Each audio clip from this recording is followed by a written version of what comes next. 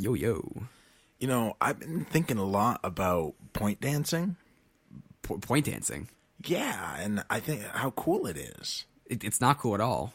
It's dumb. What? It's dumb. No, it's like a whole bunch of... Nate, I think you're biased. Biased? In what way? Against point dancing? No. Nate, we need to talk.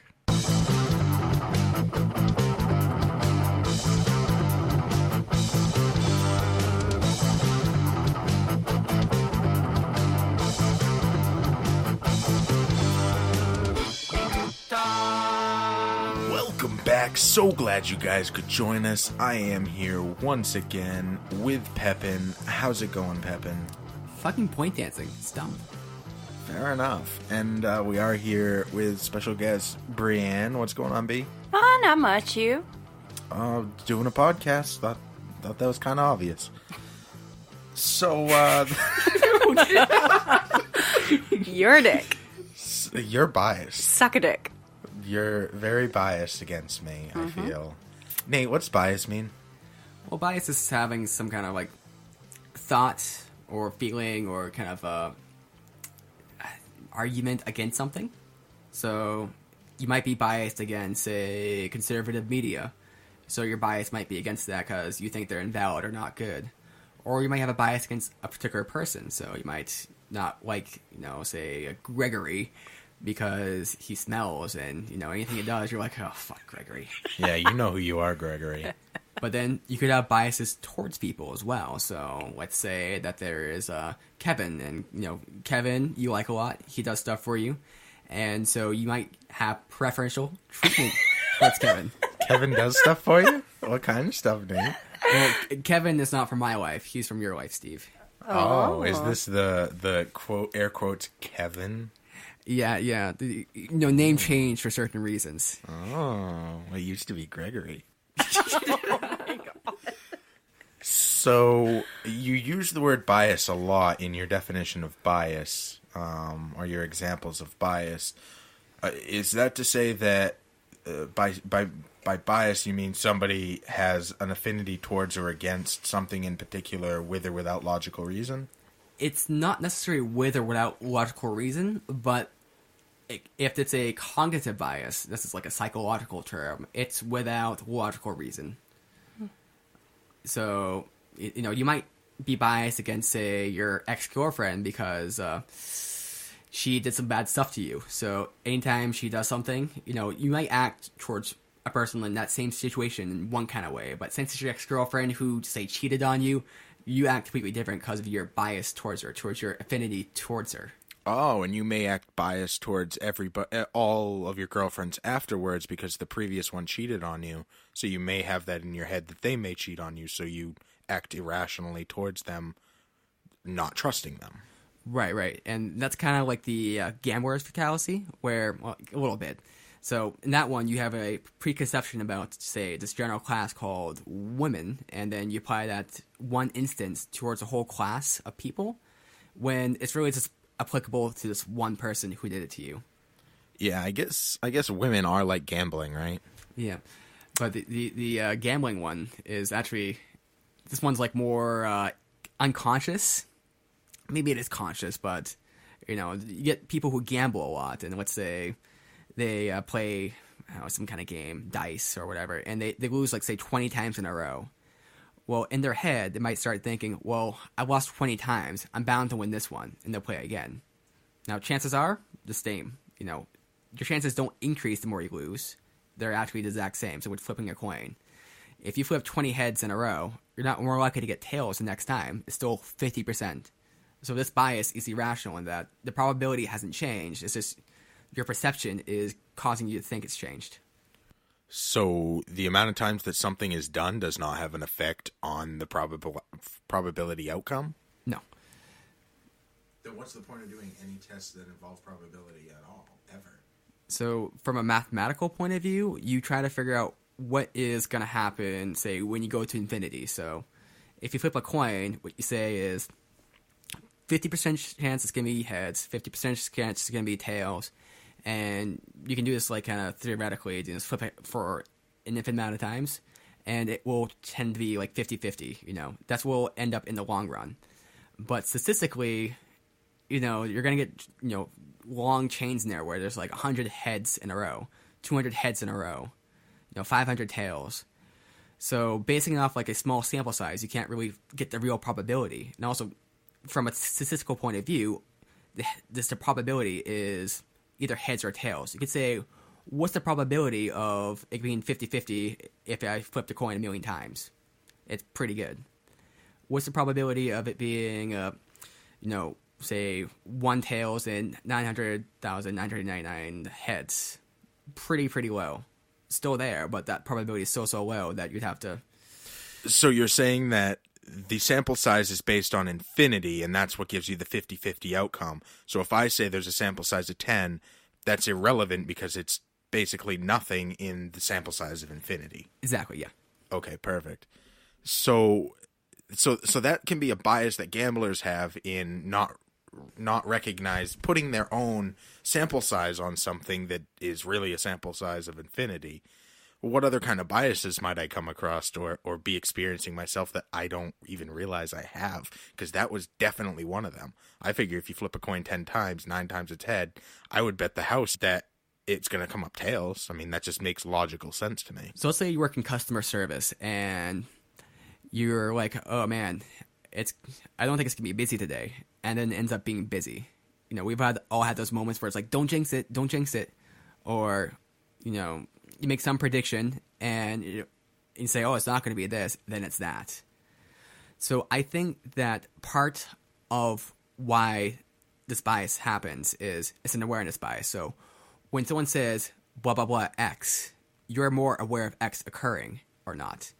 Now, if I didn't say, it's going to be busy today, or it's not going to be busy today, then people aren't really paying attention for whether it's busy or not. They just kind of go with it. Whereas if you say it's not going to be busy today, people are like, oh man, now I'm aware of if it's busy or not, and now I'm going to rail you no matter what happens.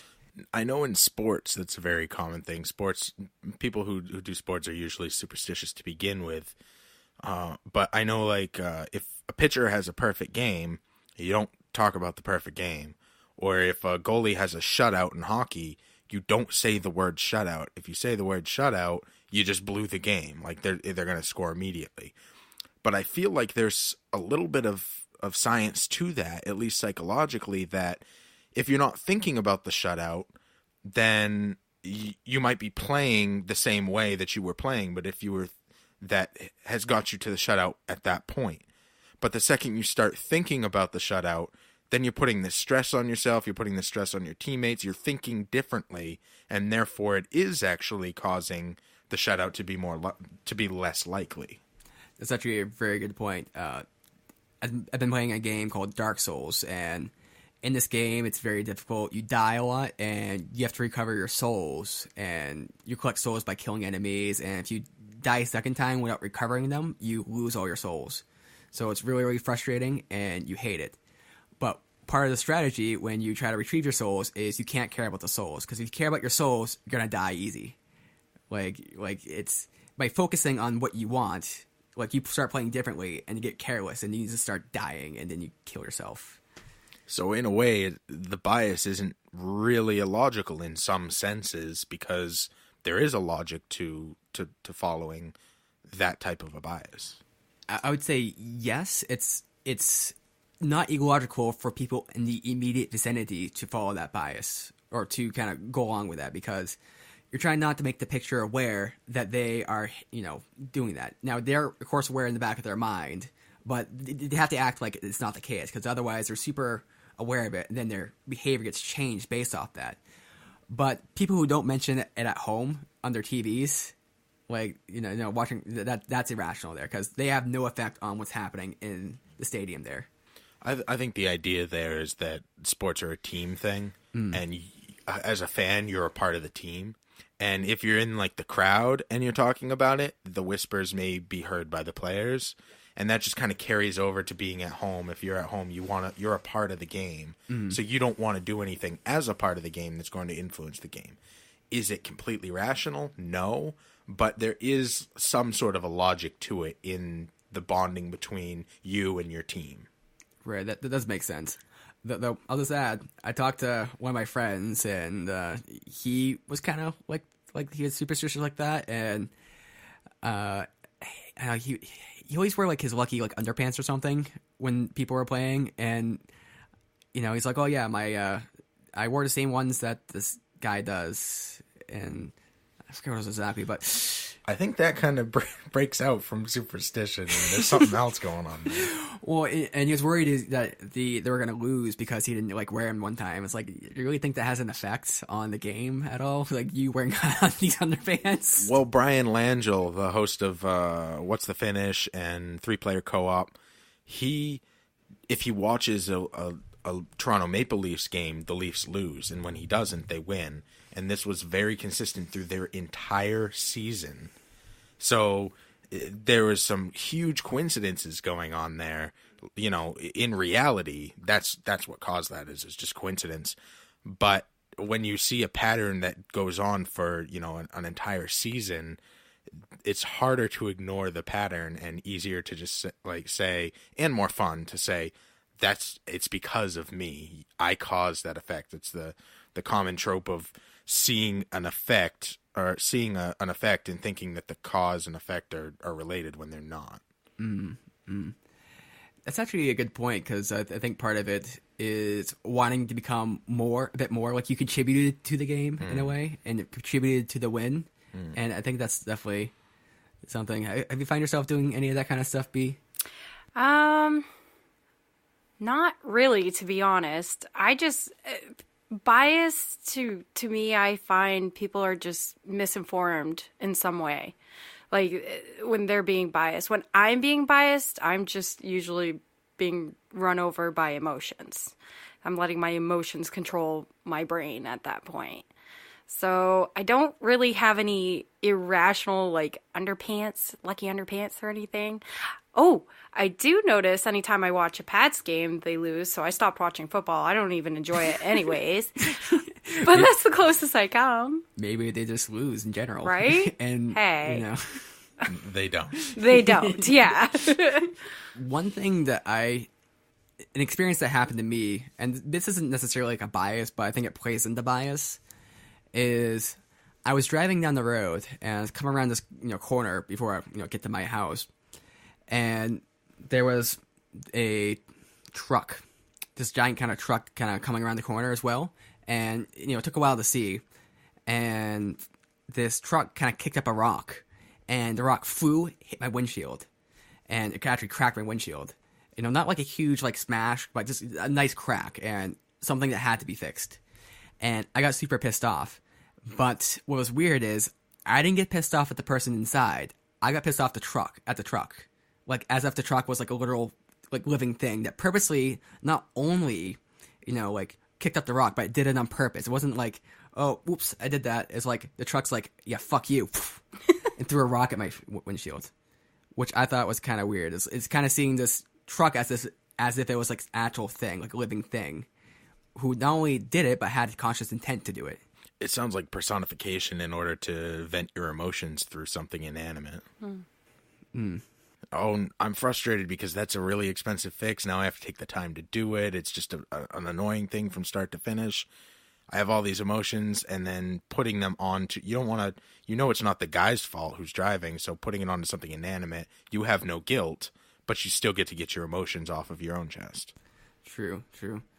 And who's really at fault for that? The guy driving the truck's not. The truck doesn't have any fault for it, so it's like, I want to be mad, but I want to be mad... God damn it, God. It's your fault. I suppose that would be an advantage of believing in God. Just, like, blame him for everything.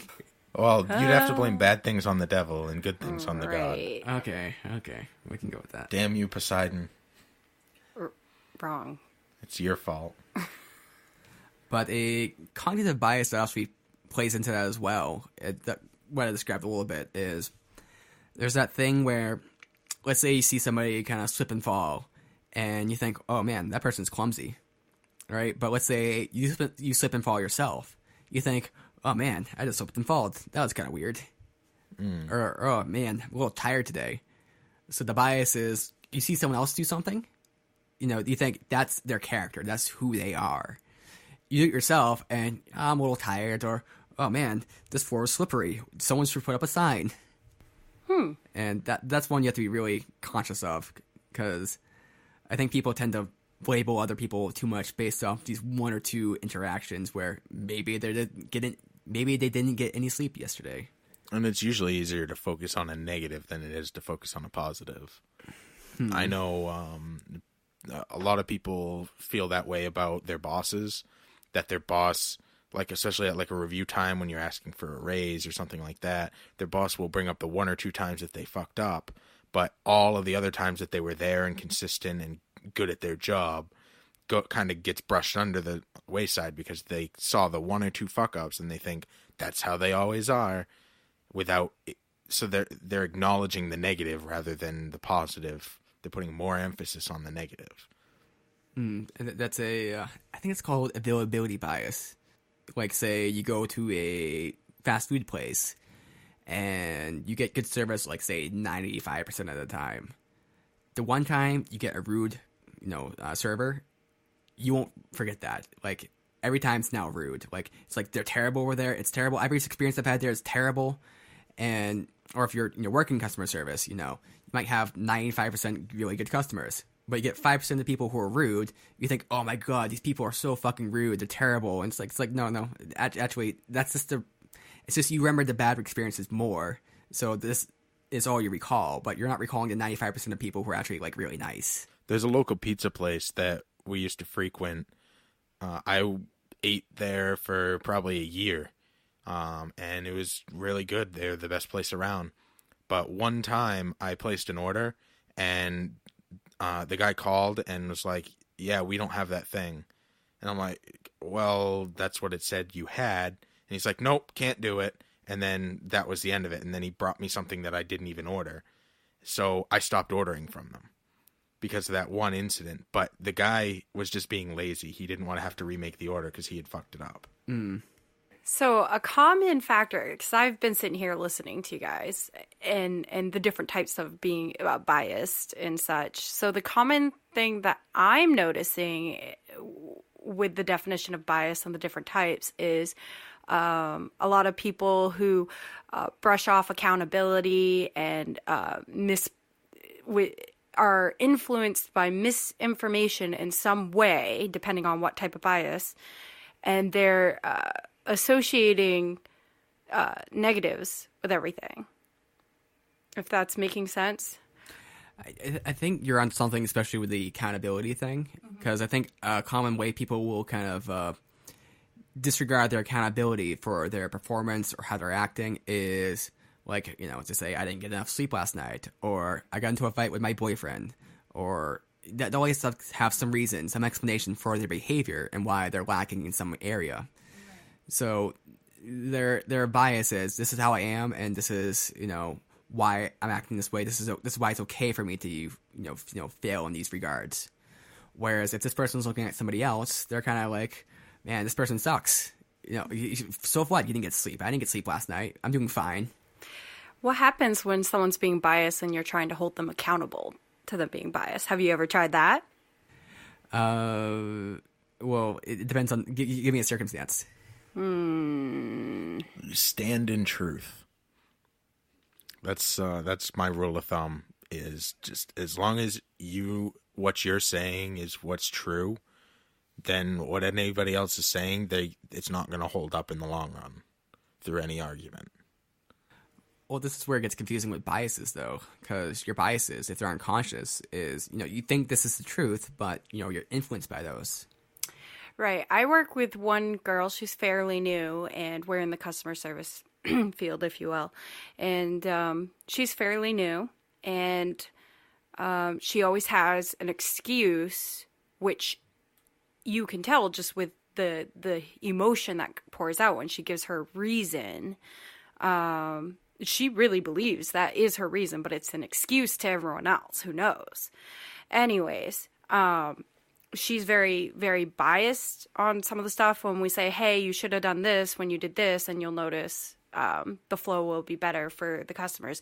You'll notice you're doing it faster, you're more accurate, so on and so forth. And then instantly she'll come up with a reason as to why it wasn't her. It was something surrounding her that caused her to act that way or do what she did. So how do you get someone like that who's a good person but is just stuck in their headspace, they're not in the right headspace, to realize that there is something that they are doing? So in a professional context, that's kind of easier to deal with than like a like I'll say a personal context, because you would give the person their responsibilities. So your responsibility is X, Y, and Z, let's say, and they have to do these responsibilities. And if there's a failure, and the failure is not based off somebody else's responsibilities, so let's say you're on our factory line, and your responsibility is to put these parts together, to double check them, and to put a little marker on the paper and to send it off. Now, let's say the person before you kind of messes up on something. Well, that's their responsibility. Right. But you give them their responsibilities, and if you hold them accountable for those responsibilities, and if they don't, let's say they falter with those responsibilities, then it's their responsibility. They're at fault. So let's say it's with making coffees. So, the person took an extra 2 minutes to get the coffee out because they had to brew more coffee. But if it's their responsibility to brew the coffee and they didn't brew enough, then you put them on them because that was their job to get it done. Let's say someone is constantly late for work because they're not sleeping enough. And let's say there's not like a real medical reason. They're just staying up or doing whatever, or maybe they're having issues. So they say, well, I couldn't get to sleep. And you say, well, it's not really my responsibility for you to make sure you get to sleep. This is your thing, your job, it's on you, We'll say, well, I couldn't sleep. Well, go see a doctor. Right? I mean, you're not being like disregarding them, but it's their job to get enough sleep. It's not your job to make sure and deal with the consequences of their lack of responsibility.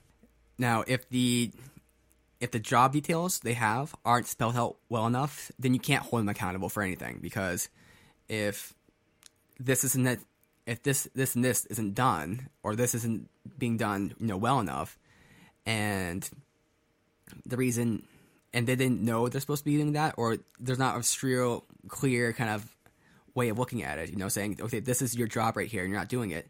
It's kind of like a little bit more in the gray area, like this is kind of my job, kind of not, kind of just someone else steps in. Then who can you really blame? Can you really go to her and say, well, this is the problem here. You're not doing your job. You're not doing this. You're not doing that. It's kind of like, well, Chad was doing this a little bit, or Wesley was doing this a little bit, and I got a little confused. So it gets really muddy. Oh, yeah. No, I understand. There is no gray area, and that happens anyways, even when you point it out. I think it's a character thing, and it's something that a lot of humans tend to do, is to be biased in some way anyways. But when you are constantly working with someone who just will not open up to reason at that point, like you said, point out, hey, this is your job, X, Y, Z, the responsibilities that job entails, or even on a more personal level, maybe not so much professional, two friends communicate that they want to go to a concert that's 2 states away this weekend, and they're going together. They have split duties. One has to get snacks for the road and maybe get the concert tickets, I don't know, and the other one's job is to get a hotel and so on and so forth. If person A, who's supposed to get the concert tickets and get the gas and the funds and that matter, fails to get the concert tickets, and person B gets everything else, and they're on their way to do it, and you're person B trying to explain to person A why this is now a crappy situation that you're in, and that person is just not understanding, no matter how much you point out, here's the text from our conversation saying we're going to do this. There's only so much you are responsible for doing to hold them accountable for their actions. They need to grow the fuck up. Right. If you can't hold yourself accountable for your own responsibilities, then you're a little tiny child and you need to grow up. But and maybe I'm a little biased, but I feel like we're in a growing society where being biased and prejudiced is being excused, like it's okay. I don't want to say okay, but it's a more acceptable kind of behavior. I think we're more aware and we're more not okay with it, but Right. we realize we have biases, and But we're not really doing anything to curb it. I mean, Are we? Who's we? Like, some people are, some people aren't. Okay. Like, and I definitely think a lot of people probably use it as excuses, but other people, once they become really aware of their bias, like, oh shit, I can't do that anymore. Right. And like how it negatively impacts them. So if someone that's more attractive, you have a bias to act better towards them. Okay. Smile more, be friendlier, try to impress them more, and, if they're more attractive. And this is pretty well studied. And they also find that, if they put people up to, teaching a lecture, let's say they put up someone who is attractive and someone who is unattractive. The people who are attractive, although they're teaching the same materials, saying the same things, they're seen as more knowledgeable, more intelligent, more competent than the person who is less attractive. So there's a attractiveness bias. I don't know if the word is there, but there's a bias towards attractive people. They're seen as more competent, better, more intelligent, all these kind of things. So if you look at someone, for me, if I look at somebody and they're really attractive, I think to myself, okay, this person's probably not as smart as I think they are. They're probably not as competent as I think they are. I'm going to have to actually step back and just reduce my expectations, because I'm probably just naturally going to think they're better than they are. It sounds like in trying to combat biases, you can become the opposite bias. Yeah, well, it kind of makes you more skeptical of like your actual, views.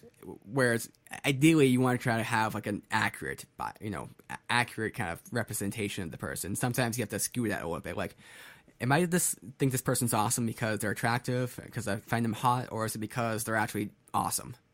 See, that's why people like me so much on this podcast. It's because I got the voice. But if you actually saw me in person, you'd be like, man, he is way smarter than I thought he was. Oh my.